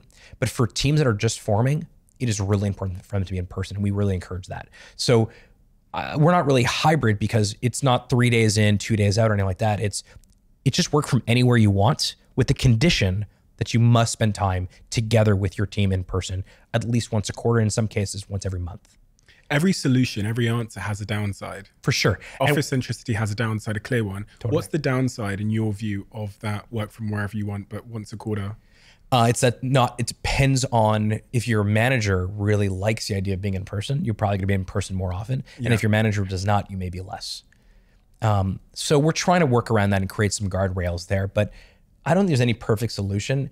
A lot of companies are going the opposite way now. You're hearing like Snapchat and Twitter. Yeah. They're all going, they back seem to be going back to like 80% in the office, etc. The good news or the bad news is I don't think anyone's got this right. Yeah. And the companies that will get it right longer term are going to be the ones that are most introspective about this. What's working, what's not. Be honest about it. So we know that being fully remote doesn't work for us. We need to be in person sometimes. Mm-hmm. We also realize that it's really an amazing opportunity for someone to come to Shopify who can have an incredible role, building great product or doing something at the company that's very valuable and live anywhere they want. Mm-hmm. That is an amazing opportunity. In the early days of Shopify, I moved to Ottawa, Canada for Shopify. I mean, that's a big thing for my family. Mm. So the fact that they can live anywhere I think is really great, but I don't think anyone has really knocked it out of the park just yet. What I would also say is that, just back to the Simon Sinek quote, or philosophy, I think we all need, we may not go to church as much anymore or youth groups or, organized sports. I think we all need our own version of that tribe. And I think developing your own community and your own tribe, even if you guys sit around and stare at screens and you're playing video games together, I think having these rituals, I'm not religious, I'm Jewish, but I'm not religious, but every Friday night we have a Sabbath dinner, Shabbat dinner. And we say sort of the very basic Jewish prayers, but this ritual that my kids look forward to where they say Shabbat Shalom, and my wife, makes this amazing home cooked dinner. I mean, no matter what happens, I'm home Friday nights. Even if I have to travel, I'll go home, then I'll leave Saturday morning because that is a ritual that I think is important. And I think we all need rituals in our lives. And I think the cool part of rituals is you can create new ones all the time. The key though is consistency. And the direction of travel at a very macro level with all these things that are happening in technology seems to be one in where we're being stripped of community and in-person connection, which seems to, humans aren't changing, technology is, but our innate fundamental Maslowian or psychological needs aren't changing. But the society we live in, I think, is optimizing against our,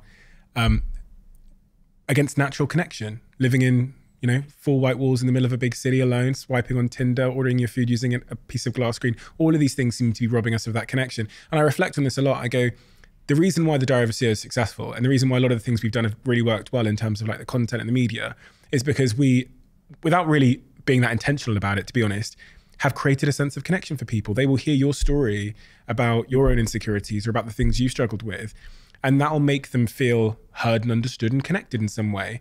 I love that. I actually think that is one of the most, this sort of shared experience, even if I don't know you, is really impactful.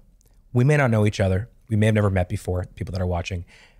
But if anything that I said, anything in my story resembles your own or resonates with you, hopefully what you take from this is that like there is a way to get over some of these things. Some things you don't get over, you simply manage it better. But there's no one, like I get a chance to meet pretty much anyone I want, just like you do. Nobody has it figured out. Nobody is 100% happy all the time. No one has a great relationship, great career, great health, great family. No one has that. But the best ones, in my view, are the ones that are self-aware of what to work on, and they have tactics and tools and traits to sort of move towards a better version of themselves. They grab their surfboard when things come on the resiliency side. They're very honest about like when they're lonely, they say, I'm lonely, here are the changes I have to make. But no one has it all figured out. And I think that in itself is what I figured out when I had this sort of epiphany that, holy shit, no one has their shit together. We're all trying to figure it out in our own ways. It was freeing for me. It's so true that nobody's there. It's like a party that you're striving towards that actually nobody's at. You know everyone. I mean, you know more people than I. Like the people that sit in this chair that, are way more successful than I am. I've listened to a lot of your interviews. We're all kind of working on our own shit. Yeah, everyone is. And the ones that say that they're good, I don't know. I think they're lying. On that point then, so we made these cards. They're actually on sale on Shopify. We use Shopify to sell these cards. And it's very much... I'm glad I didn't want to say that. You said that. They're called the Diary of a CEO conversation cards. And what we've done is we've taken all of the questions that all of our guests have left in the famous Diary of a CEO, all of the amazing guests we've had on the show. We've always asked them to write a question that helps people to go a little bit deeper. And we've made them into these cards. On the front of the card, you'll see the question and the person who wrote the question. On the back, you have a QR code. Scan that. You can see the next guest that had to answer it. So we're really letting the cat out of the bag here. Cool. I picked 3 cards for you. The idea is that people will buy these and then play them at home with their friends and connect, because vulnerability is the door to connection. You just have to pick one. Sure. Gary Neville. Tell me something you've never told anyone before. I don't think I'm a great father. I want to be a great father, but I don't feel I'm a great father. I feel like I have like 10 units of energy, and if I give units of energy somewhere else, then I don't give it to that. And I haven't figured out the right dynamic yet. And I worry that at some point, my kids will be too old, they'll be out of the house, and it'll be too late. And I really want to be a great father. So it's quite vulnerable, but that's the truth. Yeah. Is that because of your definition of what a great father looks like is maybe not fitting the great father that you are? Potentially. Do you see what I mean by that? Yeah, I do. Because you're an inspiration. This goes back to am I enough of a father? Am I enough? Right. But the thing about the like being a great father is there is a limited time component to it. I don't know how much, like Bailey is 6. In 12 years, she's going to be off out of the house somewhere, I suspect. I get 12 years to become a great father. And I don't know exactly the right path to get there. I know what my weaknesses are, but they're a little bit elusive. It's am I present with them? Am I mindful to their needs? But that's something that I struggle with. And I'd like to be, if I sort of think about 3 or 4 elements of my life that I want to be world-class, my work, my relationship to Lindsay, my contribution to the world, from a charity perspective, that 4th bucket is can I be a really great dad? And I don't also know how to gauge that. A lot of the other metrics I can gauge. Lindsay was very clear to say, like, you're a great husband, or like, you weren't a great husband this week. My work can be reflected by my performance. I don't think the stock price is exactly directly, I think that's more correlation versus causation. But the other points in my life, my contributions to the community, I can measure those things. don't know if I can measure if I'm a great father or not. Because of that, it makes the whole thing really challenging. Maybe like the other things we've spoken about, this great father party is a party that nobody is at. Potentially. I've never met someone that says, I am a great father. Yeah. You may be right. Now, maybe actually the pursuit of that is in itself what I'm trying to do. As is the case with the life, right? Right. Exactly. Exactly right. But by the way, even like, okay, go back to vulnerability. Millions of people are going to watch this. And maybe there is someone who's watching that actually is like, hey, I actually think I am a great father. And here are the couple things that I use to gauge that. Interesting. One of my friend of mine who, he's not really my parent role model, but maybe he becomes that at some point. I asked him what a great father or great parent does. And he says, one thing, independence. Are your children able to be truly independent? I thought that was really interesting as sort of a metric for gauging whether or not you've raised, you were a good parent. Another one says like, there's a famous quote, which is, you're only as happy as your least happy child. Have you heard I've that, heard right? that before, yeah. I've actually heard the corporate version of that, which is like, you're only as successful as your least successful division of your company, which is also a really interesting way to kind of put that. But that would sort of be the one that I don't think I've admitted that because I haven't really had a venue to actually say something like that before. We have a closing tradition on this podcast where the last guest asks a question for the next guest. Obviously, that's what becomes these conversation cards. The question that's been left for you, interesting one, because it's a bit left field, but what's a common misconception people have about you? And more importantly, how does it make you feel? Because I talk so much about entrepreneurship, I've heard this now from a number of people that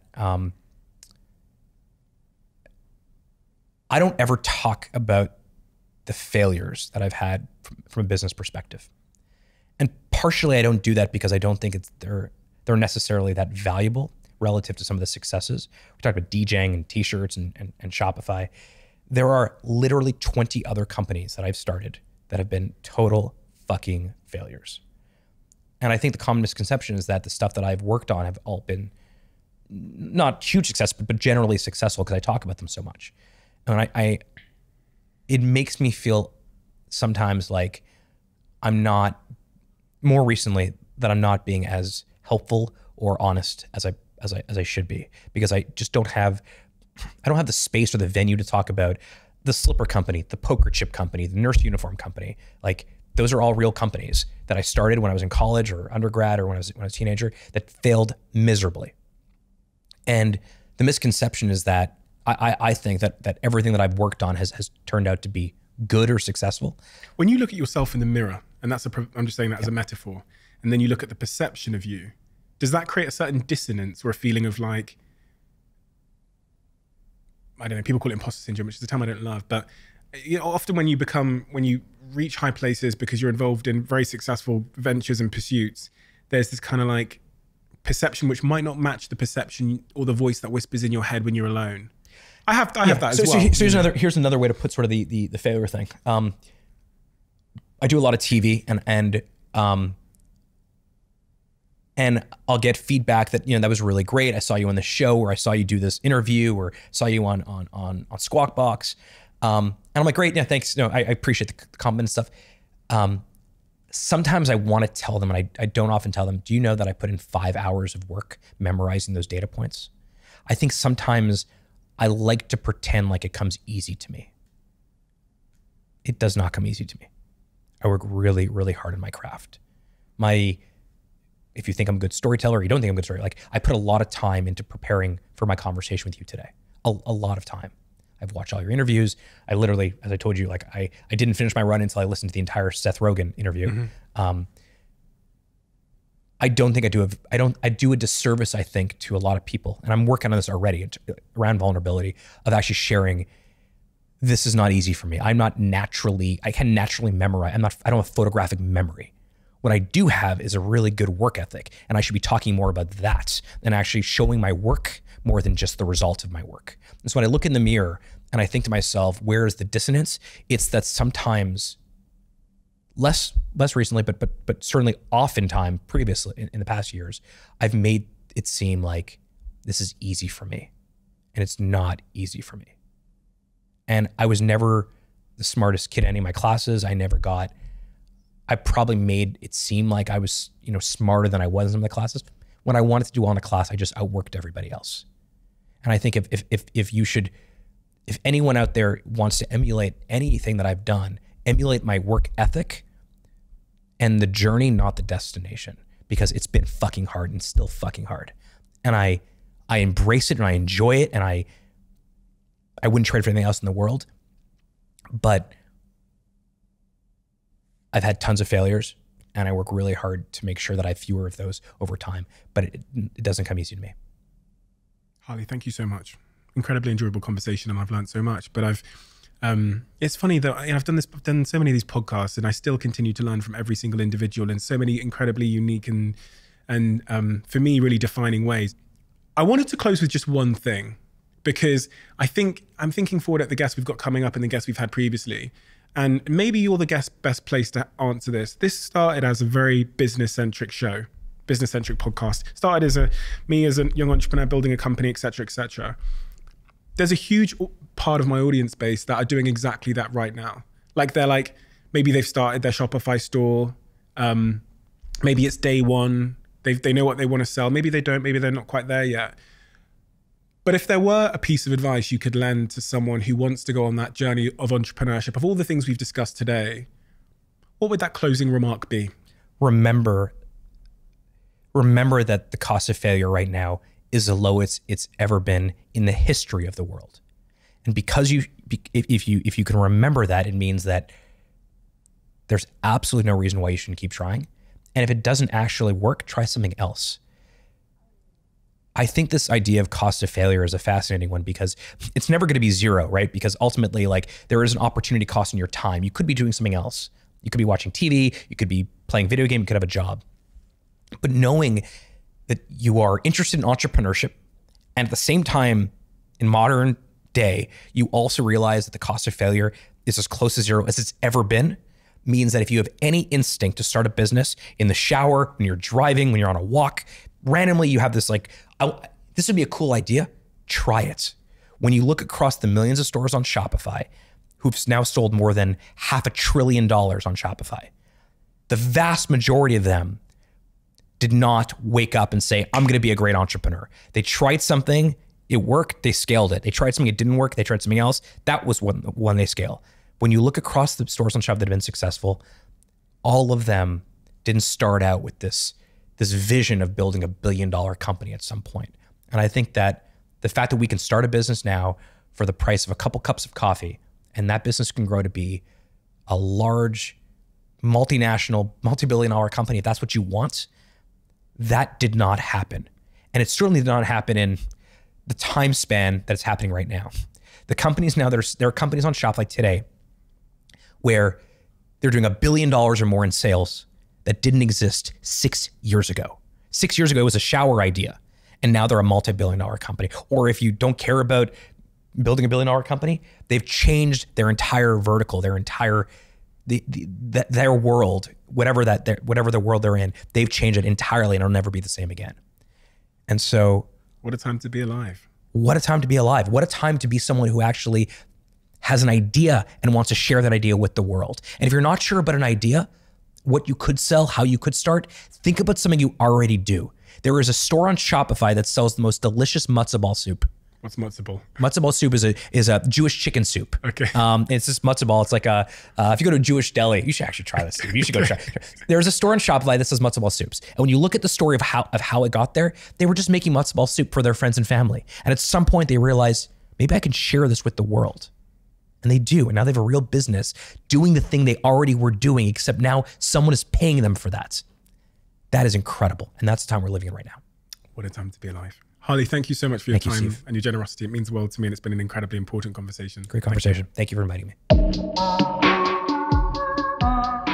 Over the last couple of, how long? Maybe 4 months, I've been changing my diet, shall I say. Many of you who've really been paying attention to this podcast will know why. I've sat here with some incredible health experts. And one of the things that's really come through for me, which has caused a big change in my life, is the need for us to have these superfoods, these green foods, these vegetables, and then A company I love so much, and a company I'm an investor in, and a company that sponsored this podcast and that I'm on the board of, recently announced a new product, which absolutely spoke to exactly where I was in my life, and that is Huel.